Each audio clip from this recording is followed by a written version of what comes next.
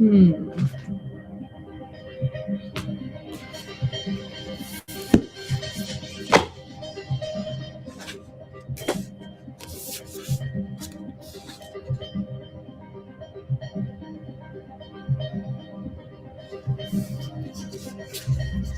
I read? Considering my pen just died. And I can't get out of bed.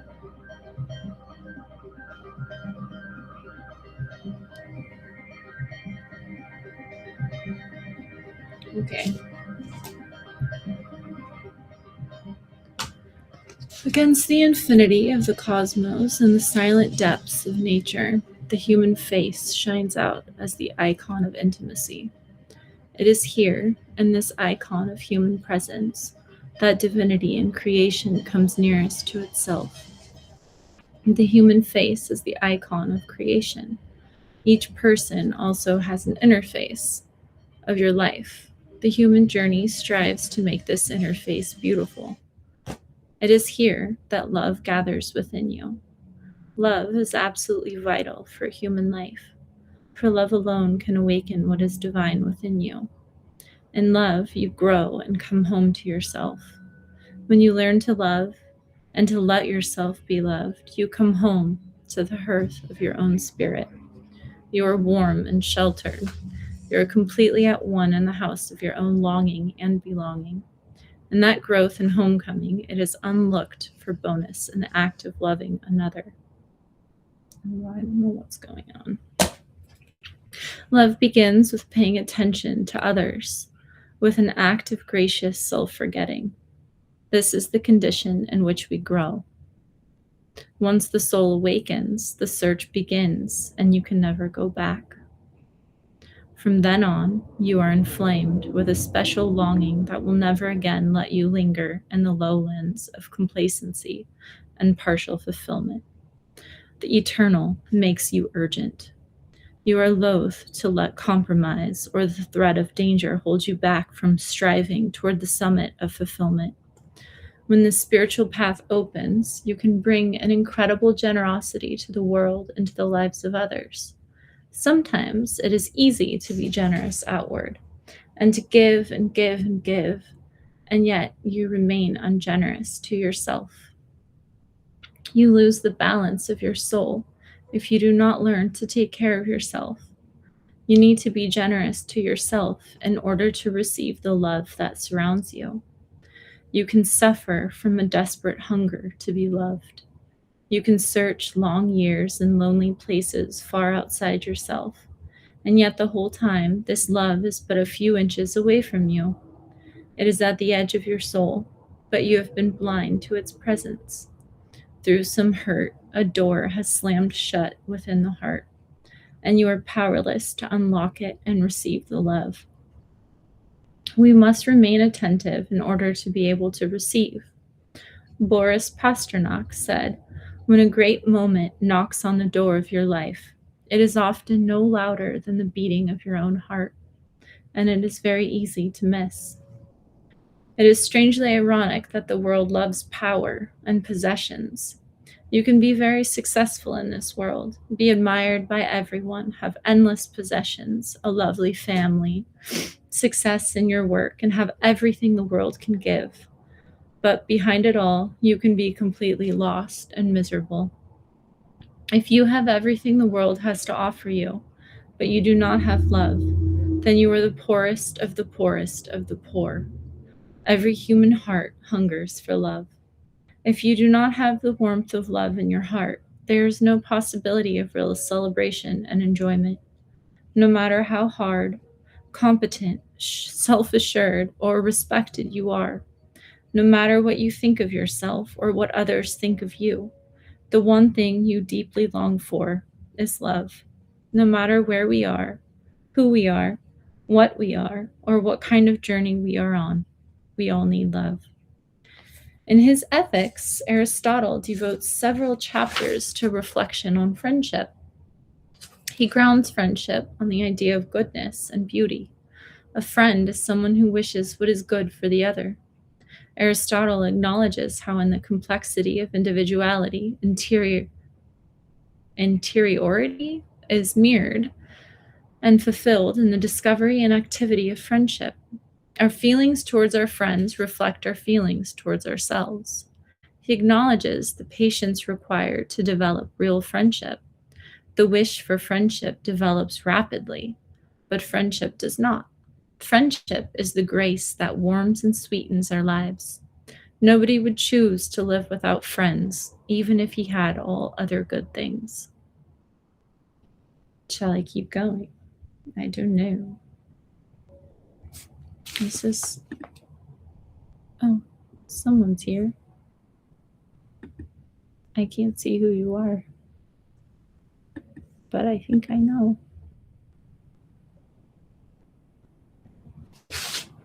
I will keep going. I just randomly grabbed this book. Love is the nature of the soul. The soul needs love as urgently as the body needs air. In the warmth of love, the soul can be itself. All the possibilities of your human destiny are asleep in your soul. You are here to realize and honor these possibilities. When love comes into your life, unrecognized dimensions of your destiny awaken and blossom and grow. Possibility is the secret heart of time. On its outer surface, time is vulnerable to transience. Regardless of its sadness or beauty, each day empties and vanishes. In its deeper heart, time is transfiguration. Time mines possibility and makes sure that nothing is lost or forgotten. That which seems to pass away on the surface of time is in fact transfigured and housed in the tabernacle of memory. Possibility is the secret heart of creativity. Martin Heidegger speaks about the ontological priority of possibility.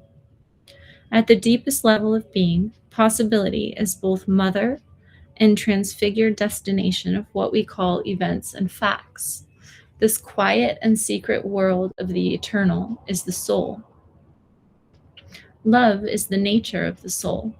When we love and allow ourselves to be loved, we begin more and more to inhabit the kingdom of the eternal. Fear changes into courage, emptiness becomes plenitude, and distance becomes intimacy.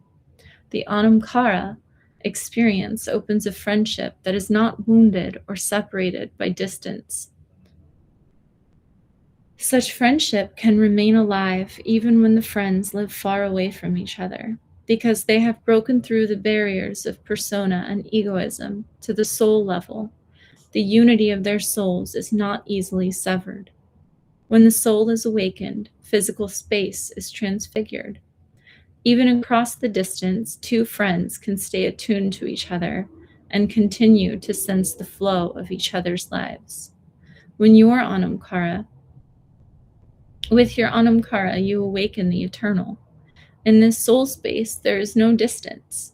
This is beautifully illustrated during the meal in the film Babette's Feast, where an old soldier speaks to the woman he loved from youth, but was not allowed to marry. He tells her that even though he hadn't seen her since, she had always been at his side. Love is our deepest nature, and consciously or unconsciously, each of us searches for love. We often choose such false ways to satisfy this deep hunger. An excessive concentration on our work, achievements, or spiritual quest can actually lead us away from the presence of love. In the work of soul, our false urgency can utterly mislead us. We do not need to go out to find love. Rather, we need to be still and let love discover us. Some of the most beautiful writing on love is in the Bible. Paul's letter to the Corinthians is absolutely beautiful. There he writes, "Love is always patient and kind. Love is never boastful or conceited. It is never rude or selfish. It does not take offense, and it is not resentful. Love is always ready to excuse, to trust, to hope, and to endure whatever comes." Elsewhere, the Bible says, "Perfect love casts out all fear." Okay, one more. the umbra nihili.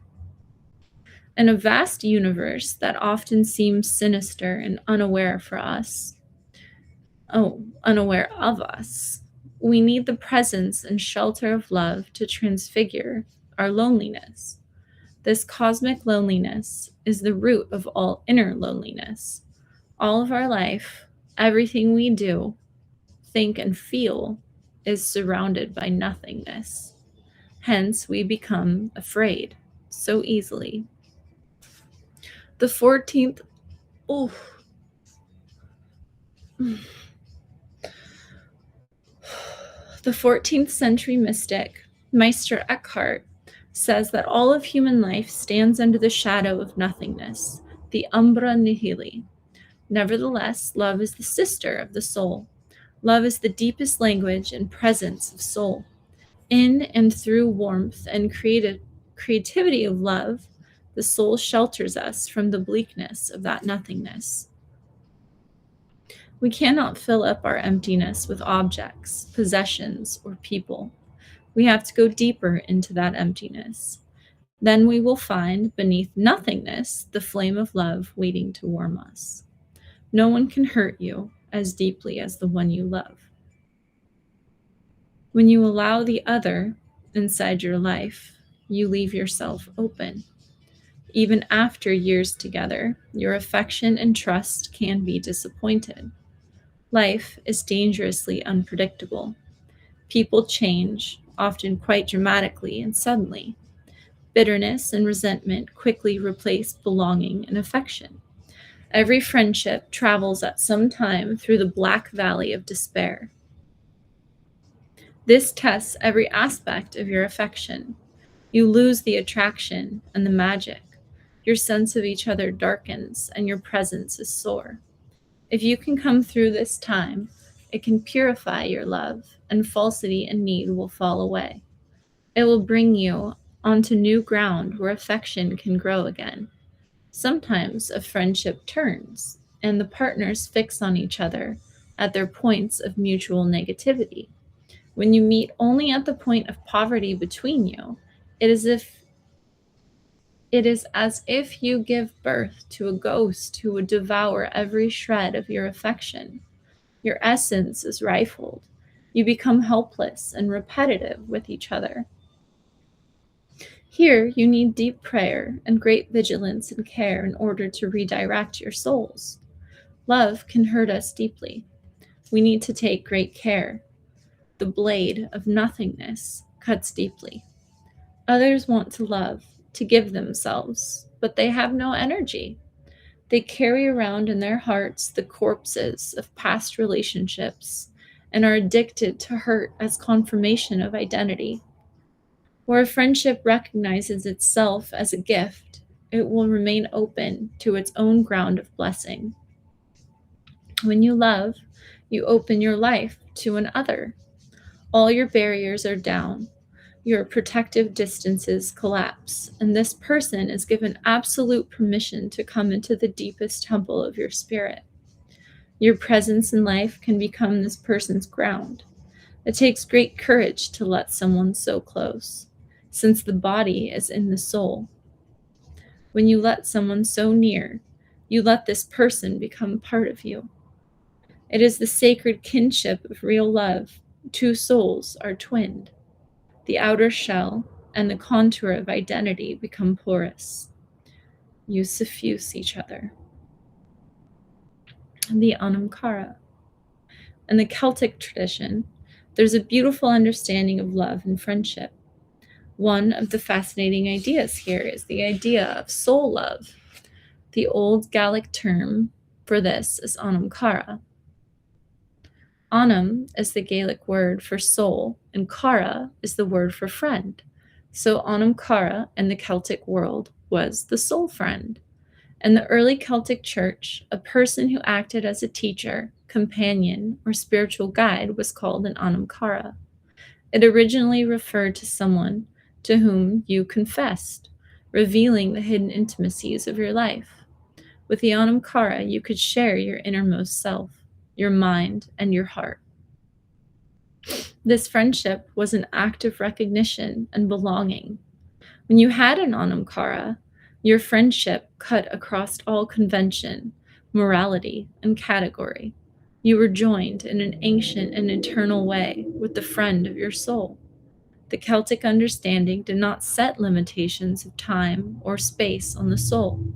There is no cage for the soul. The soul is a divine light that flows into you and into your other. This art of belonging awakened and fostered a deep and special companionship. Ow, my foot's asleep. In his conferences, John Cassian says this bond between friends is indissoluble. This, I say, is what is broken by no chances, what no interval of time or space can sever or destroy, and what even death itself cannot part. In everyone's life, there is a great need for an Anamkara, a soul friend. In this love, you are understood as you are, without mask or pretension. The superficial and functional lies and half-truths of social acquaintance fall away, and you can be as you really are. Love allows this understanding to dawn, and understanding is precious. Where you are understood, you are at home. Understanding nourishes belonging. When you really feel understood, you feel free to release yourself into the trust and shelter of the other person's soul. This recognition is described in a beautiful line from Pablo Neruda. You are like nobody since I love you. This art of love discloses the special and sacred identity of the other person. Love is the only light that can truly read the secret signature of the other person's individuality and soul. Love alone is literate in the world of origin. It can decipher identity and destiny. It is precisely in awakening and exploring this rich and opaque inner landscape that the Anamkara experience illuminates the mystery and kindness of the divine. The Anamkara is God's gift.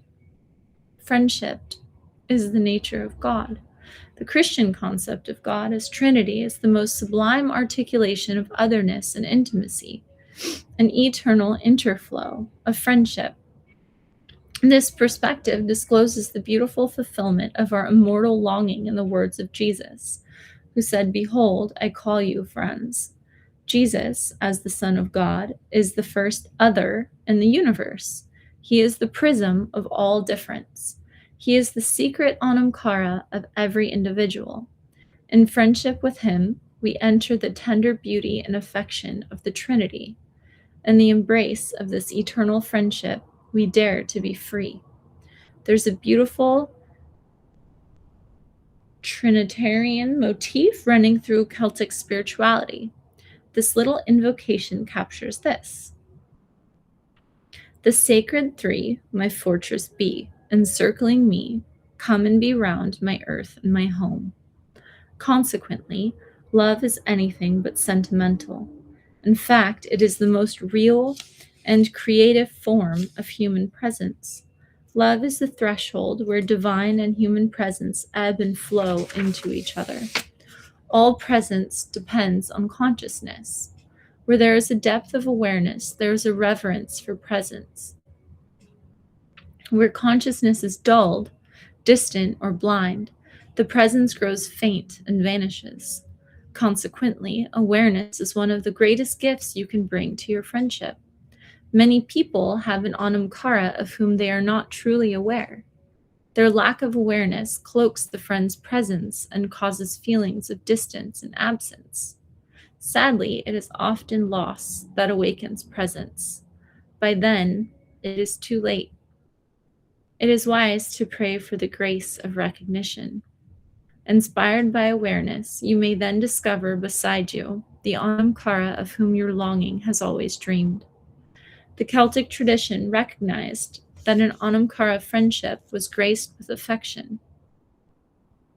Friendship awakens affection.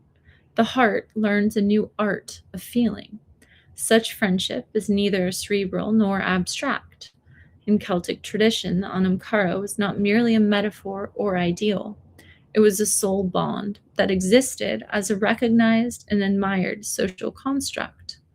It altered the meaning of identity and perception.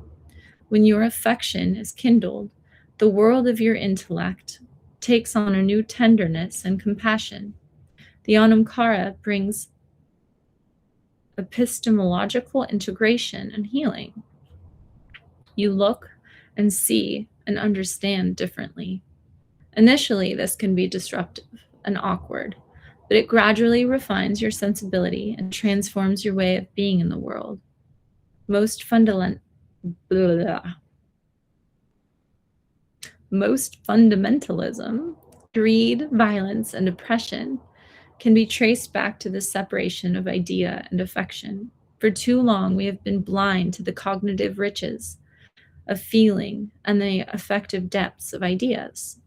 Aristotle said, in De Anima, perception is ex hypothesi, a form of affection and being moved. And the same goes for thinking and knowing. Thinking particularly is like a particular affection of the soul. The Anamkara perspective is sublime because it permits us to enter this unity of ancient belonging. All right.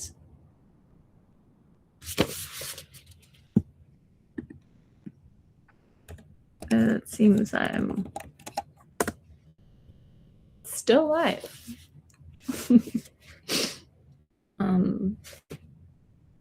Okay. I need to rest.